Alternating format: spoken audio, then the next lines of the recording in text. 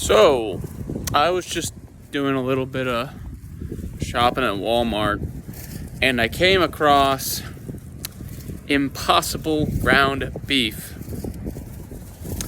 My question is, why are they even allowed to call it beef when not a single ingredient or item in that package is beef? It looks a little bit like ground beef if you squint your eyes. When it's made up of bean and soy and sunflower and canola. I was reading the ingredients on that package and I'll be honest, I was a little bit disturbed, to tell you the truth, because it's disgusting. People are chronically sick, chronically inflamed, in pain, eating slop, stuff that's designed to ruin their hormones, stuff that's designed to make them sedentary, to make them tired, to make them lethargic. And the solution is so simple. I understand that there's a lot of voices, online about this diet or that diet or your blood markers or your heart palpitations, all of this, conversation, all this dialogue, which isn't inherently a bad thing, but every single time you open a door to dialogue, you also open the door to, grifters, folks who are just trying to make money, who are just trying to get your attention and your views, but it's so simple. I am pretty much convinced. I'm convinced that human beings are advantageous, fat-specific carnivores, i.e., our primary need is for fat. We would live longer. If we had to choose one macronutrient to eat for the rest of our days, we would live the longest off of eating dietary fat from animal forms and sources. Of course, you need protein as well, I think, to live the way we're supposed to live. And it's not complicated, It's not rocket science when you get down to it. Like, there's so many legitimate questions that you ask, and then your brain immediately connects the dots, and you're just like, oh wait, that makes perfect sense. How come I never thought of that before? And you never thought of it, not because you're dumb, but because nothing is obvious to the uninformed. I spent my whole life eating trash food, Nutty Buddies, Little Debbie's, oatmeal cream pies, M&M's, granola bars, Kit Kats, oatmeal, sugar. There was times where I would literally eat spoonfuls of sugar as a kid. I was acting literally like a freaking druggie, except it was sugar and sweetness and not a needle. And, the fact of the matter is that had a formative impact and imprint on me. And, I'm a carb addict. I cannot eat sugar. If I eat sugar, I will continue to eat, and I will continue to eat, and I will continue to eat, and I will binge on sweets. And that's terrible. That messes me up. I get sick for weeks, for it to get out of my system. And the truth is that a lot of those seed oils, well, it takes a long time for that stuff to get out of your body. It can take years depending on how much you've eaten and for how long you've eaten it.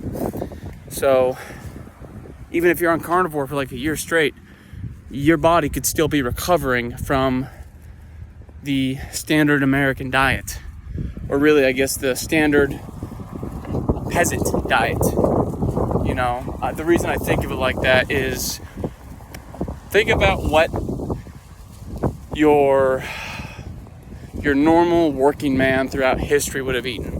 They would have eaten potatoes, they would have eaten rice, they would have eaten beans. That was the food for the common man, okay? Because meat, was it was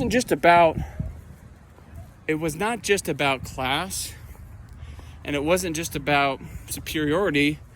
It was about strategy. If you want your populace to be easier to control and leverage and maintain, if you're a nefarious person with malicious intent, then your best bet every single time is to remove the animal fats from their diet, remove the animal proteins from their diet, and replace it with plants. And they become sedentary. They become easier to manipulate, easier to leverage, easier to control, dumber. Their brains literally shrink. I'm not even making this up. You can measure the mass of your brain on a vegetarian, on a vegan, on a fruitarian diet where you're primarily eating plants, and your brain will shrink over the course of years. Your brain is literally made up of cholesterol, which is really interesting because they tell you that cholesterol clogs your arteries and will give you a heart attack. Biggest fucking lie in the world, man. You know, and I just think about all the things that were indirectly taken from me because of my wrong diet when I was a kid. You know, I understand now that I should be taller. I should have a denser and thicker skeleton. I should have bigger and stronger hands and feet. I am convinced all of those things are determined by your lifelong diet. From when you're a young child into your teenage years. Those are your formative years for your body to grow. And obviously, I'm still thankful I am the way I am, and I'm glad that I turned out all right, but I know I would have been an entirely different person, probably for the better, if I could have grown up eating just ruminant meat and eggs, maybe a little bit of, aged cheeses like, I don't know, Swiss cheese or something like that. I would be an entirely different human being, and I'd be, better off. I'd be healthier. I'd be more resilient. I'd be more disagreeable for the right reasons. But I grew up on that comfort food, man, and it's hard to kick it. It's hard to kick that stuff. I'm not even counting the days anymore. I got a timer on my phone that tells me how long it's been since I've really, gotten off the diet. And I'll admit I've had a couple of hiccups. I think they were small enough to where they wouldn't impact me too much, but dude, what the heck?